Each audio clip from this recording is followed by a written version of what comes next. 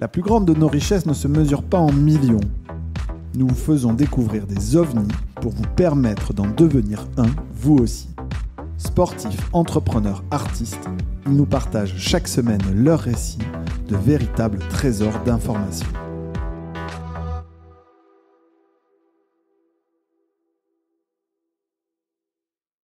Bonjour à tous, ravi de vous accueillir pour ce nouveau show OVNI Capital, ce podcast. On vient de rater le départ, je n'avais pas appuyé sur REC, donc on le refait dans la joie et la bonne humeur. Je suis dans un décor de rêve à San Francisco, où nous avons passé la semaine avec mes associés Augustin Sayer, Thomas Renaudin et Marie Houtier pour la Deep Tech Week, pour rencontrer des VC, des entrepreneurs et comprendre les trends du moment ici en Amérique. Et j'ai le grand plaisir de retrouver Sophie Duret. Sophie, où est-ce qu'on est pour les gens qui ne nous voient pas mais qui nous écoutent? Est-ce que tu peux décrire cet environnement de rêve que tu me fais découvrir? Notre coworking qui s'appelle Canopy, on est en plein milieu du quartier North Beach de San Francisco et on est entouré de buildings très iconiques de la ville de San Francisco. Donc il y a cette tour un peu pyramidale, la Transaméricaine. C'est ça. Mm-hmm. Et le bâtiment vert derrière nous, c'est... Alors moi, je connais pas son nom, D'accord. Je devrais, mais du coup, c'est un building qui est un peu triangulaire aussi, tout en espèce de cuivre. Et surtout, il y a le restaurant en bas de Coppola. Donc voilà, c'est un peu hollywoodien ce coin. Génial. Et donc pour les gens qui veulent voir, il faudra nous retrouver sur YouTube. Sophie, donc très content de te retrouver. Tu es la cofondatrice de Tamar Venture et tu as un passé entre Genève, Mexico, Paris et depuis quelques années San Francisco. Ouais. Je suis pas très original. Mon associé Mathieu Stéphanie a toujours cette phrase. Est-ce que tu veux bien te présenter? Est-ce que pour les gens qui ne te connaissent pas comme moi, tu veux bien te présenter et nous dire qui tu es? Comment tu te définis aujourd'hui? Bien sûr. Écoute, du coup, comme tu l'as dit, je travaille chez Tamar Ventures. Je suis VC depuis 15 ans. Donc, comme tu l'as mentionné aussi, j'ai fait ça dans différents pays. J'ai eu la chance de faire différents setups, autant des family office que des petites boutiques de venture capital. Je suis passée par Genève, par le Mexique, comme tu l'as dit, par la Chine aussi, et par les États-Unis il y a 8 ans. J'ai bougé aux États-Unis il y a 8 ans. Qu'est-ce qui t'a amené dans ta vie à te tourner vers ce métier de venture capitaliste, de capital risqueur et te tourner vers cet univers-là? Parce que quand on est enfant, c'est pas forcément la première profession à laquelle on pense. Oui, c'est ça. C'est pas forcément un rêve d'enfance. Écoute, c'était un peu un concours de circonstances et franchement, beaucoup de chance. J'ai toujours rêvé d'être chef de mission pour la Croix-Rouge. Donc, comme tu vois, rien à voir avec ce que je fais aujourd'hui. Et mon idée, c'était vraiment d'avoir un sens d'avoir une mission, tu vois, un peu spéciale dans le travail.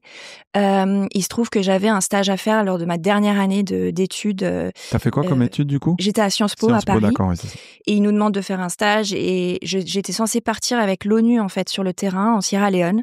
Et quelques semaines avant de partir, il y a eu des problèmes sur le terrain, donc tous les stages ont été arrêtés. Donc dernier moment, qu'est-ce que tu fais? T'appelles un maximum de gens dans ton réseau. Prenez-moi en stage, j'ai besoin de ça pour avoir mon diplôme. Et j'ai eu la chance de tomber sur ce qui allait devenir mon futur boss, Guillaume. Qui montait en fait un family office à Genève autour de l'impact investing. Et bon, je me suis dit, c'est quelque chose que je sais pas si ça me fait rêver, j'y comprenais pas grand-chose, puis surtout c'est de la finance, donc moi qui rêvais du monde des ONG, je me disais, est-ce que je vais pas un peu du côté noir de la force? Et en fait, on en parlera, j'en suis sûre, mais ça a transformé ma carrière et pas de regret de tout ça soit arrivé. Donc ça, c'est ton premier job finalement. Tu y passes combien de temps? Qu'est-ce que tu y apprends? Quels sont les investissements que vous faites? Ouais. Écoute, c'était du coup stage. Premier job après donc mes études. Ils m'ont embauché après le stage, qui était très généreux de leur part. Ils m'ont envoyé du coup au Mexique. Donc j'ai appris en fait un peu tout en direct. J'avais fait une mineure en finance à Sciences Po, mais c'était pas vraiment ma spécialité. Donc j'ai vraiment dû tout apprendre un peu from scratch. Et bon, c'était super de pouvoir le faire à la fois à Genève et puis à la fois aussi au Mexique parce que j'avais la possibilité de voir les entrepreneurs en direct, travailler avec des investisseurs qui étaient forcenés. Et ouais, le type d'investissement qu'on faisait, en fait, c'était des investissements avec un impact social et environnemental. Donc, l'idée, c'était vraiment d'utiliser l'efficacité de la finance pour transformer le monde pour le mieux, quoi. Donc, aller trouver des entrepreneurs qui trouvaient des solutions à des vrais problèmes et qui essayaient de faire ça en ayant le moins possible d'impact négatif. Tu as un exemple précis, un investissement qui t'a marqué et dont tu te souviens? Oui, j'adore parler de cet exemple-là parce qu'il est un peu, enfin, je pense que les gens s'attendent pas trop à ça quand on parle d'impact investing, mais pour moi, c'est vraiment très typique du genre d'investissement que j'adore et que j'ai appris quand j'étais dans cette firme. Mais donc c'est une compagnie qui s'appelle Omnom qui fait du chocolat. Ils sont basés en Islande. Donc bon, sur le papier, c'est pas le plus impactful. Et au contraire, en fait, c'est un domaine où évidemment la chaîne de valeur, en fait, pour arriver à faire du chocolat a plein de problèmes au niveau environnemental et social. Et par exemple, cette compagnie-là, ils ont réussi à faire les choses hyper bien. Donc depuis le moment où ils sourcent le cacao jusqu'au moment où ils le mettent dans la petite barquette de chocolat, c'est parfait. Bon, à ce moment-là, tu es assez loin quand même de la tech et de San Francisco. Ouais, un peu. Donc, je crois que tu as une période de transition dans une société qui s'appelle Quadia. Et d'ailleurs, je crois que finalement, notre premier contact historique, il y a 3-4 ans, était lié à cette compétence-là, qui était la mesure d'impact. Moi, j'étais dans une réflexion pour prendre un outil qui a été développé par Rachel Delacour et ses équipes qui s'appelle Sweep. Et je me posais plein de questions sur les fonds, article 6, article 8, comment finalement faire en sorte que mon portefeuille de start-up mette en place les bonnes pratiques. Ouais. Et je crois que notre prise de contact initiale, il y a 3-4 ans, était à ce sujet-là. Absolument. Et parce que c'était dans ton domaine d'expertise chez Quadia. Est-ce que tu veux bien expliquer qu'est-ce que c'est que Quadia? Je crois que tu as fait quand même 7 ans dans cette société, donc c'est une période assez longue. C'est eux donc qui m'ont donné ma chance après le stage, en fait. Et donc c'est cette société-là qui, au début, en fait, on a commencé, on était les premiers investissements qu'on a fait, dont Omnom qui est arrivé plus tard, mais c'était pour une famille en particulier. Puis après, du coup, on a fait rentrer d'autres investisseurs. Et cette société, elle était vraiment spécialisée dans l'impact investing. Et donc, au fur et à mesure du temps, en ayant passé 7 ans chez eux, une des expertises que j'ai développées, c'était la mesure d'impact environnemental et social. À l'époque, quand j'ai rejoint l'équipe, alors après le stage, c'était 2010, c'était le début de l'impact investing. La Suisse était assez avancée là-dessus, puisque c'est un peu culturel, ils sont assez ouverts à ces choses-là.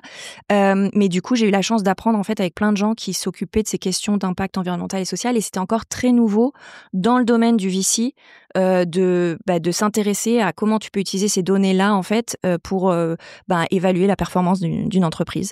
Donc c'est comme ça en fait que j'ai développé cette expertise, et quand on s'est rencontrés il y a quelques années, je faisais pas mal en fait de travail là-dessus, à la fois pour la compagnie et l'organisation pour laquelle je suis aujourd'hui, dont on parlera, mais aussi parce que je faisais ça pour d'autres. C'est ça, pour d'autres sociétés de gestion qui avaient besoin de ton expertise, et parce que c'était un moment un peu charnière où ça devenait une nécessité pour de plus en plus de sociétés de gestion. Ça t'a appris quoi? Ça t'a appris la rigueur du reporting, le fait de se confronter au réel entre des entrepreneurs qui t'envoient une certaine data et il y a un gap entre ce qu'ils déclarent et ce qu'ils font vraiment. Qu'est-ce que tu retiens de cette période-là? En fait, ce que je retiens, c'est vraiment d'avoir la possibilité de regarder à des deals sur un plan holistique. Donc, tu vois, on a tendance à beaucoup s'arrêter sur les chiffres. Moi, je suis quelqu'un qui est très attaché aux données. J'aime bien quand, tu vois, tu as quelque chose de concret sur lequel t'appuyer pour prendre une décision. Et en fait, avec l'impact, la mesure d'impact, tu peux faire ça aussi. Mais il y a l'aspect plus qualitatif qui est super intéressant. Tu vois, cette nuance liée aux gens, liée à l'environnement, liée au social, que tu trouves pas parfois dans les chiffres. Et du coup, là, moi, je trouve ça fascinant que tu arrives à vraiment évaluer un deal sur tous ces côtés, en fait. Génial. À quel moment dans ta vie, une fois que tu as fait ces destinations-là, Chine, Mexique, Suisse, tu te dis je vais déménager à San Francisco?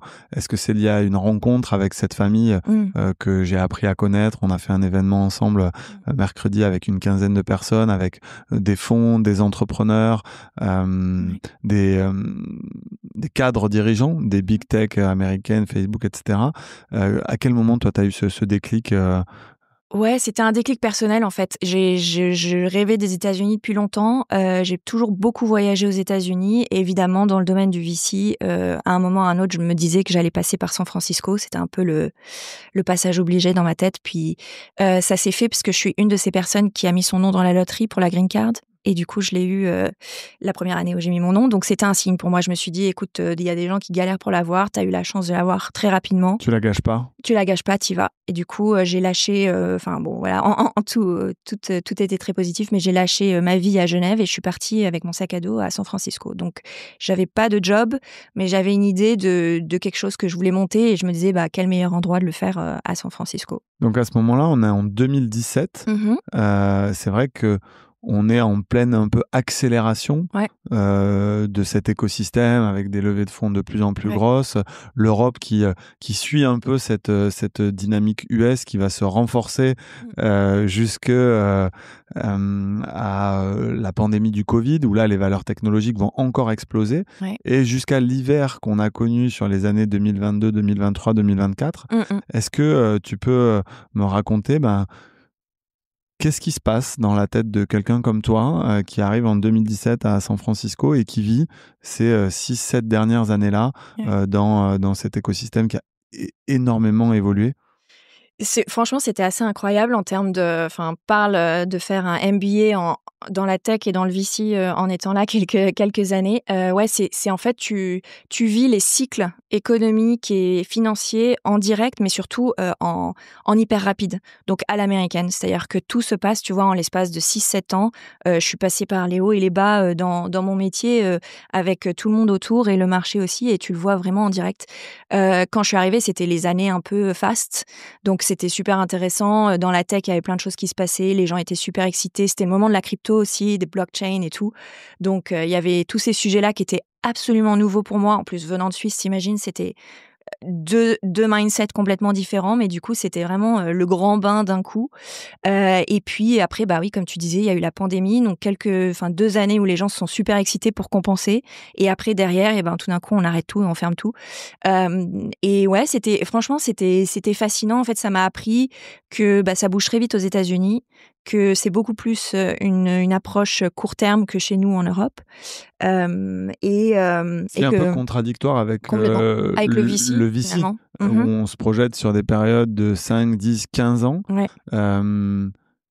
Et ici, c'est 2-3 ans, quoi, en fait. Les cycles, même s'ils te disent officiellement que évidemment tu rentres dans un deal pour 5 ans, pour 7 ans, mais en fait ils envisagent les exits au bout de 2 ans, 3 ans. Donc en fait le cycle, si tu veux, de penser et de comment est-ce qu'ils rentrent dans un deal est complètement différent. Oui, à la fois si on regarde les grands succès de la tech actuelle et de la Silicon Valley, c'est quand même des sociétés qui ont été créées pour certaines 2010, 2012, 2015. Et qui ont commencé à avoir de la valeur. 10, 15. Exactement. Est-ce que c'est pas finalement un trait caractéristique américain où très vite, s'ils s'aperçoivent d'un plafond de verre ou etc., comme tu dis, ils trouvent un exit et ils reconstruisent. En fait, là où nous, en France ou en Europe, on peut avoir tendance à aller au bout d'un projet, même si ça atteint pas et finalement s'enfermer sur une période de 10 ans, alors que eux, au bout de 2-3 ans, vont accepter beaucoup plus facilement l'échec. Il y a une tolérance à l'échec beaucoup plus forte aux États-Unis qu'en France, tu penses, ou qu'en Europe? Absolument. Déjà, une tolérance à l'échec qui est incroyable. Et même l'échec, ça fait partie du succès. C'est-à-dire que tu vas rencontrer des gens, des entrepreneurs, des investisseurs.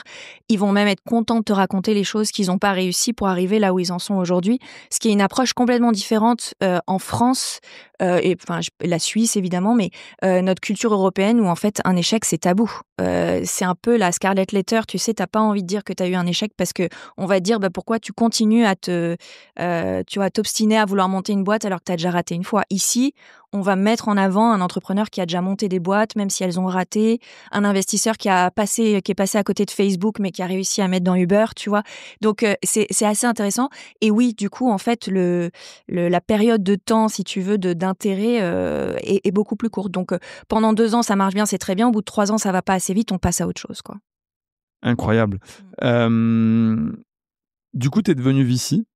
Mais tu l'as fait un peu comme moi finalement avec ces structures un peu hybrides d'accélération, accompagnement, etc. Je considère que c'est une très bonne école, en tout cas à titre personnel, parce que ça te permet en tant qu'investisseur de mettre les mains dans le cambouis. Moi, ce que je dis toujours, et ce studio l'illustre, c'est qu'un bon entrepreneur, c'est quelqu'un qui sait tout faire. Donc pour les gens qui vont regarder cette vidéo sur YouTube, on a tout monté dans mon sac à dos. J'avais des pieds de micro, le zoom, etc. Et en fait, les souvenirs que j'ai de moi, cette période où je dirigeais un accélérateur, bah, j'ai dû mettre les mains dans des campagnes de Facebook Ads, Bien sûr. j'ai dû refaire des landing pages de site web, en fait. Et donc, tu comprends mieux la réalité opérationnelle d'une société, donc tu es finalement plus pertinent dans ton métier d'investisseur. Ça te permet de prendre du recul parce que tu vois la journée que vivent les entrepreneurs. Donc, toi, tu fais ça depuis 7 ans, finalement, 6 ans. Vous avez accompagné des centaines de sociétés avec un modèle un peu unique où finalement vous avez un programme d'accompagnement qui n'est pas les classiques YC où c'est 150 000 $, ça peut monter jusqu'à 500 et c'est 7 ou 8% de la société. Vous êtes sur quelque chose qui ressemble plus à quelque chose d'assez symbolique, un joker qu'on met dans son jeu où on cède 1% de son capital contre l'accès à un réseau de family office, de VC, l'accès à de l'accompagnement. Est-ce que tu peux me raconter comment tu as fait atterrir cette offre dans un environnement qui est hyper compétitif pour nos auditeurs plutôt franco-français? En France, les accélérateurs incubateurs, bon, il y en a une quinzaine. Il y a des incubateurs publics par dizaines, mais finalement, il y a assez peu de structures en Europe qui ont réussi à émerger, à devenir des exemples aussi forts que YC, même si certains aujourd'hui questionnent YC et disent est-ce que le YC d'aujourd'hui est le YC il y a quelques années. Mais on va pas rentrer là-dedans. Mais donc, comment tu as fait atterrir cette offre finalement d'accompagnement? Et j'ai vu quelques exemples dans le deck que tu m'as envoyé. Peut-être qu'on rentrera sur de start-up. Comment vous avez fait pour sortir ce produit-là et pour trouver les bons entrepreneurs, pour les signer? Ça a été, comme tu disais, c'était mettre les mains dans le cambouis. La partie en fait que moi j'ai toujours adoré dans le métier qu'on fait, c'est d'être vraiment, tu vois, au jour le jour avec les entrepreneurs. Donc quand j'ai décidé quand on a pris la décision de travailler ensemble avec Karine, donc qui est mon associée chez Tamar Ventures, et puis en fait je dois mentionner que Tamar Ventures c'est un spin-off d'un family office qui s'appelle Tamar Capital, et du coup c'est comme ça que j'ai rencontré Karine évidemment. Et en fait quand on a décidé de travailler ensemble, on s'est dit on veut avoir ce côté entrepreneur, puisque exactement comme tu le disais, je pense que les meilleurs investisseurs sont des entrepreneurs au départ, ou en tout cas ont ce mindset et peuvent comprendre les réalités du terrain en fait, sur un plan autant opérationnel que même de santé mentale entre guillemets, et puis de type de mindset que tu dois avoir. Donc on était toutes les deux avec des profils un peu différents. Elle a un background en fait elle est designer si tu veux, elle a travaillé dans le domaine de l'urban planning, elle a fait un certain nombre de choses, de projets avec par exemple la ville de New York, où elle a mis en place des accélérateurs pour la ville de New York, et tout ça en utilisant les méthodologies de design thinking qui sont très très connues ici dans la Silicon Valley, tout ce qui est tu sais méthode agile, etc. Et en fait elle se disait ça évidemment c'est pas nous qui l'avons inventé, mais il y a un truc à faire avec. Et moi de mon côté j'arrivais avec l'impact et j'arrivais avec aussi le côté un peu plus VC, qu'on s'est dit écoute, les ressources qu'on voit aujourd'hui et qui sont disponibles pour les entrepreneurs, elles sont pas suffisantes. C'est soit le réseau, soit éventuellement le chèque financier, soit peut-être oui je vais t'aider à faire. Mais il n'y avait pas une espèce de concentration de toutes ces ressources en un point si tu veux.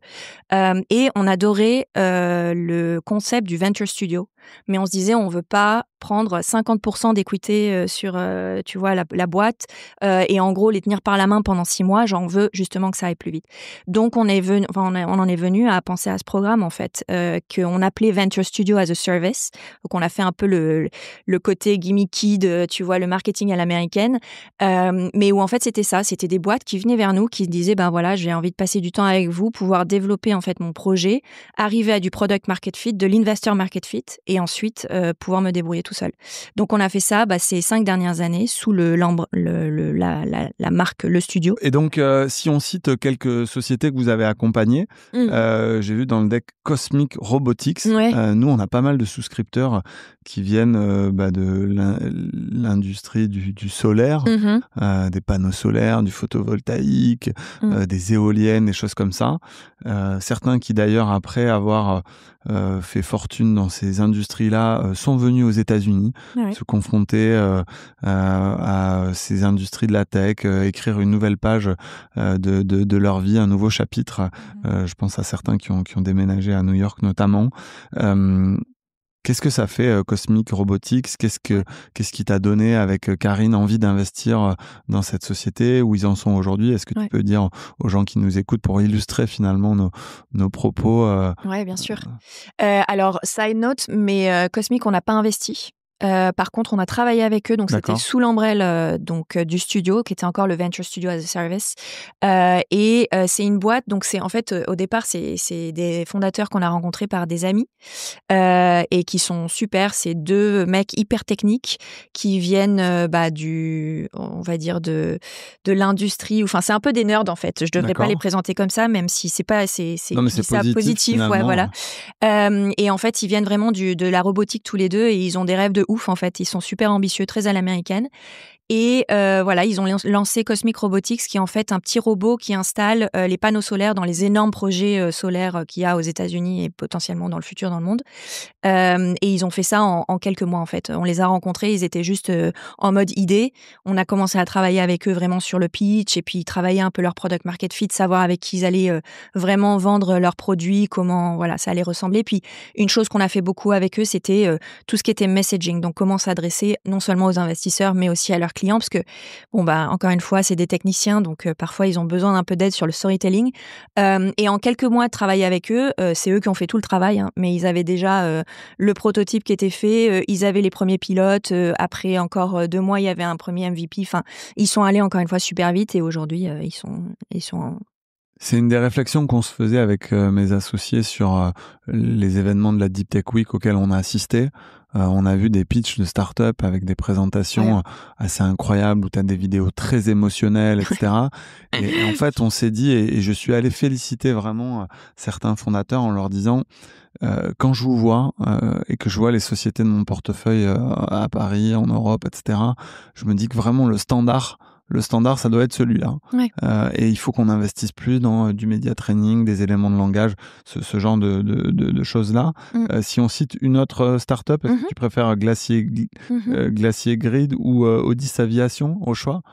Les deux sont super, mais Odyss, c'est un cas un peu intéressant parce que, encore une fois, je trouve que c'est très à l'américaine. Enfin, pour moi, quand on a commencé à parler avec eux, c'était donc eux, ils font partie du portefeuille de Tamar Capital et on a travaillé avec eux aussi à travers le studio, donc avec ce programme, encore une fois, où on les aide à vraiment bien se développer. Qu'est-ce qu'ils font si on l'explique en quelques mots? Eux, c'est des petits avions, ils appellent ça eVTOL en fait. C'est des petits avions qui font des courtes distances, qui au lieu de monter, si tu veux, de décoller en diagonale, ils décollent à la perpendiculaire. Donc du coup, ils ont aussi en fait créé un avion qui est électrique, donc complètement durable, et avec l'idée de justement dépolluer un peu l'industrie de l'aviation, surtout sur les courtes distances comme ça. Et ils sont basés à Los Angeles. Ils ont aussi maintenant des facilities un peu, ailleurs aux États-Unis. Mais et eux, c'était pareil en fait. L'idée, c'était de savoir en fait comment parler de ce qu'ils étaient en train de faire au reste du monde et comment rendre ça attractif, si tu veux, surtout dans une phase de leur développement où ils allaient justement avoir besoin de beaucoup lever des fonds et puis justement trouver des clients et se positionner par rapport à la compétition. Donc je vois une cinquantaine de salariés. C'est une société qui a fortement grandi. Bien sûr. Tu as à peu près les chiffres des fonds levés, parce que sur des projets comme ça, j'imagine que ça doit se compter en dizaines de millions d'euros. J'allais te dire, c'est plusieurs dizaines de millions d'euros si on calcule en euros. Avec, ils sont déjà série A, alors que ils ont commencé il y a 4 ans, 3 ans. Ouais. Donc ça va vite. Si on essaye de conclure ce podcast, c'est quoi l'avantage pour vous d'être adossé, même si vous êtes une spin-off à un family office? Des discussions que j'ai eues avec ton associée Karine, c'est déjà une vraie compréhension de l'entrepreneuriat, c'est-à-dire que il y a plusieurs frères et sœurs, ils sont 3, c'est ça?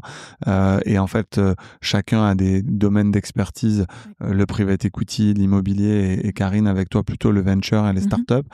Mais c'est déjà la 2e génération de ce que je comprends. Tout à fait. Avec finalement des parents qui ont au Moyen-Orient et au Liban construit une vraie carrière. Donc finalement, l'entrepreneuriat, c'est aussi dans les gènes de l'entreprise et finalement de ces business units qui ont été structurés.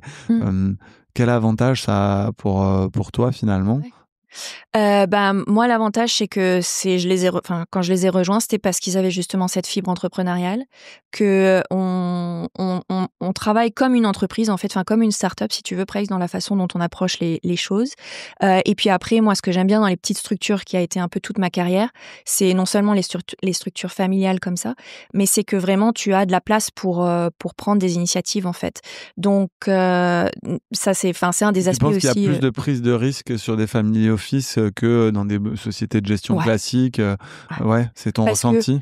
Parce que là, en tout cas, et je parlerai de mon expérience, mais c'est un single LP. Donc, c'est un seul investisseur. Derrière, si tu veux, c'est évidemment la famille. Donc, cycle de décision très court. Cycle de décision vision très long court. Terme. Vision long terme avec des valeurs très fortes. C'est quoi les valeurs? C'est justement ces valeurs d'entrepreneuriat, de savoir travailler, que tout ne te vient pas comme ça, tombe du ciel. Et que surtout, tu es là pour créer une legacy, comme on dit, donc pour le long terme.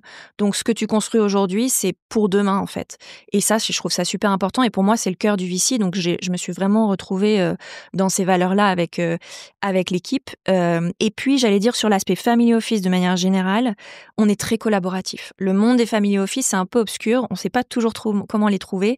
Mais en fait, entre nous, entre family office, on travaille vraiment beaucoup ensemble. Ce qui, encore une fois, pour moi, est la fibre même d'un entrepreneur, c'est de savoir trouver, tu vois, les bons contacts, le bon réseau. Et ça, les family office le font très bien. Oui, tu as raison, c'est quelque chose qu'on voyait très peu il y a quelques années.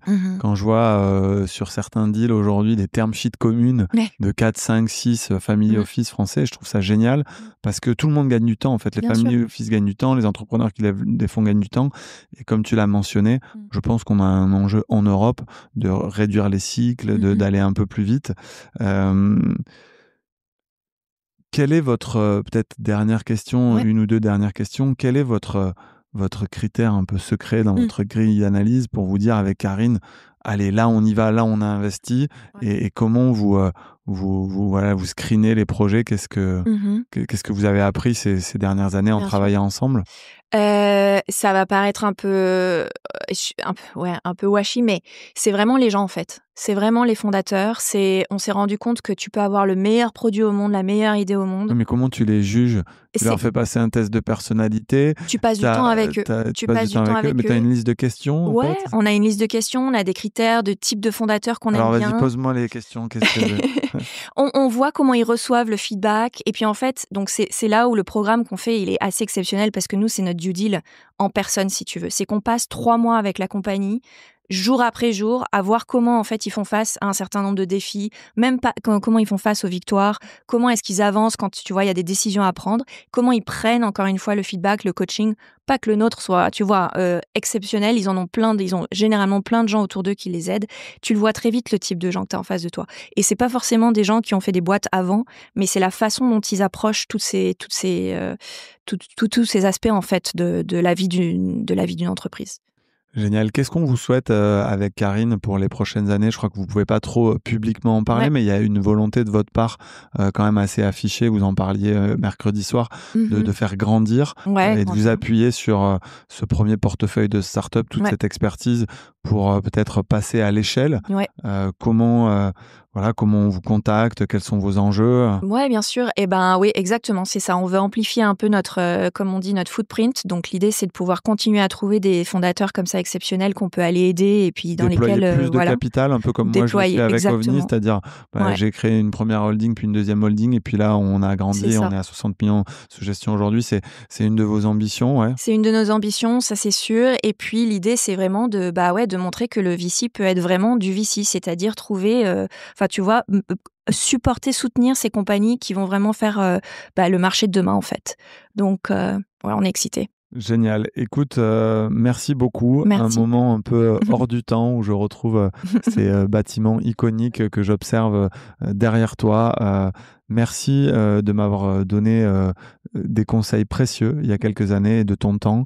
Je vais terminer cet épisode en faisant une dédicace, si tu me le permets, à François, il appréciera. qui a été une des premières personnes également à croire en OVNI Capital. Je suis un peu ému au moment de le dire.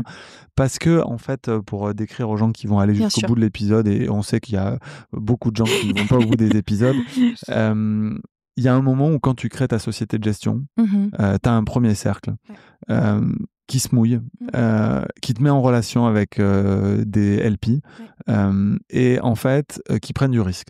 Qui prennent du risque réputationnel parce que ta société de gestion n'est pas du tout structurée comme elle l'est aujourd'hui. Bien sûr. Et donc T'es François, nouveau, qui est ton papa, mon papa. et que je ne connaissais pas, mais qui a été mis en relation par mon associé Didier Soucher, fait partie vraiment des premiers supporters d'OVNI Capital qui nous ont mis en contact avec des LP toulousains. Je pense à Jean-Marc Gandois et voilà. Et donc comme tu le décris, la vie et les entreprises, c'est des histoires de rencontres, c'est des histoires de collaboration. Et je suis ravi, 4 ans après nos premiers contacts et ces premières touches avec toi, avec François, de concrétiser ça par un beau podcast dans un lieu iconique. Sophie, je vois l'heure qui file, il est 10h, heure française, 19h. Inversement, du coup. 19h, heure française, 10h à San Francisco. On voit les notifications arriver sur nos téléphones et nos meetings. Donc, on va enchaîner le reste de la journée. Merci beaucoup pour ton temps. N'hésitez pas à joindre Sophie si vous venez à San Francisco, si vous êtes des entrepreneurs français, que vous avez besoin de contacts, vice-versa.